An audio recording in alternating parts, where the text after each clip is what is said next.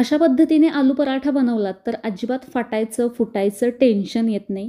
अगदी कोणीही लाटू शकेल असा आज मी इथे हा आलू पराठा बनवते आहे. बनवायला एकदम सोप्पा आहे. पहिल्यांदा मी 3 बटाटे उकडायला ठेवते आहे. बटाटे उकडतायत तोपर्यंत मिक्सरच्या भांड्यामध्ये 1 चमचा धणे, अर्धा चमचा जिरे, 7 ते 8 काळे मिरे, बडीशेप अर्धा चमचा, कोथिंबीर, 1 मिरची आणि आलं घातलेलं आहे.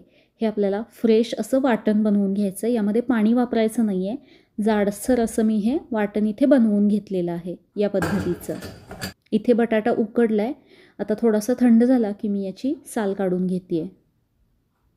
जो आपण फ्रेश मसाला बनवला त्याच्यामुळे या पराठ्याची चव अप्रतिम अशी येते.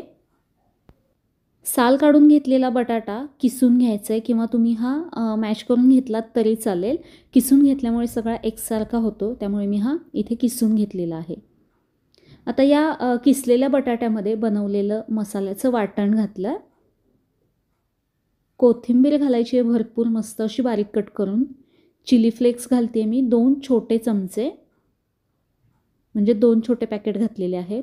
चवीनुसार मीठ घालायचं आहे. अर्धा चमचा धणेपूड, पाव चमचा जिरेपूड आणि अर्धा छोटा चमचा हळद घालायची आहे. तीळ घातलेले आहेत, अर्धा चमचा ओवा घालायचा आहे. तिळामुळे पराठे दिसायला छान दिसतात. आता हे सगळं पहिल्यांदा मिक्स करून घ्यायचं आहे. आता यामध्ये पाणी अजूनही मी काही घातलेलं नाही आहे असंच फक्त हे मिक्स करून घ्यायचं आहे.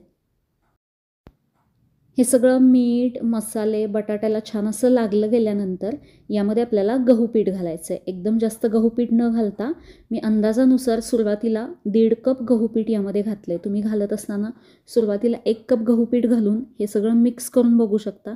जर जास्ती ओलसर वाटलं तर अजून गहू पीठ तुम्ही यामध्ये घालू शकता.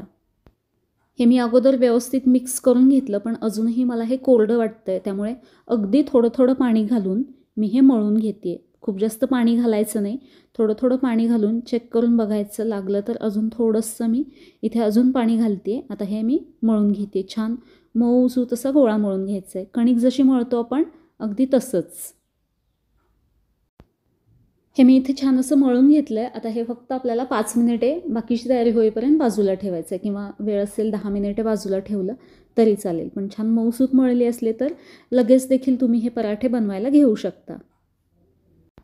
बऱ्याचदा जेव्हा आपण आलू पराठे बनवतो तेव्हा ते स्टफिंग भरायला किंवा लाटायला अवघड जातं, त्यामुळे ते खूप किचकट काम होतं. मग अशा वेळेस या पद्धतीने तुम्ही हे पराठे बनवू शकता.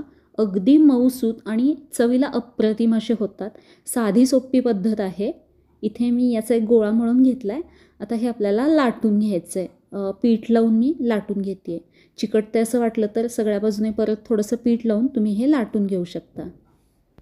जर सकाळी तुम्हाला लवकर डब्यासाठी हे पराठे बनवायचे असतील तर तुम्ही आदल्या दिवशी रात्री बटाटे उकडून फ्रीजमध्ये ठेवू शकता. म्हणजे हे सकाळी उठल्यानंतर एकदम झटपट असे पराठे बनवता येतात. हा लाटलेला पराठा आता मी तव्यावरती शेकून घेते आहे. हाय हीटवरती दोन्ही बाजूनी मस्त खमंग खरपूस असा हा पराठा शेकून घ्यायचा आहे. याची बाजू पलटी करून घेते आहे. हवं तर यामध्ये तेल लावून घेऊ शकता. मी इथे तूप लावते आहे.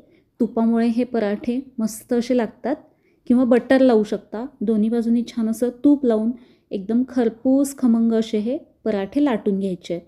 हे पराठे सकाळी बनवून संध्याकाळपर्यंत जरी ठेवले तरी अगदी मऊसूत असेच राहतात. एकदा तरी नक्की बनवून बघा, किंवा तुम्ही या पद्धतीने पराठे बनवता का मला कमेंट करून सांगा. कसे वाटले तुम्हाला हे झटपट होणारे आलू पराठे मला कमेंटमध्ये नक्की सांगा. हे पराठे तुम्हाला आवडले असतील तर व्हिडिओला लाईक करा, जास्तीत जास्त शेअर करा आणि अशाच अजून नवीन नवीन रेसिपी बघण्यासाठी आपल्या चॅनेलला सबस्क्राईब करा. परत भेटू अशाच एका मस्त आणि नवीन रेसिपीमध्ये. धन्यवाद.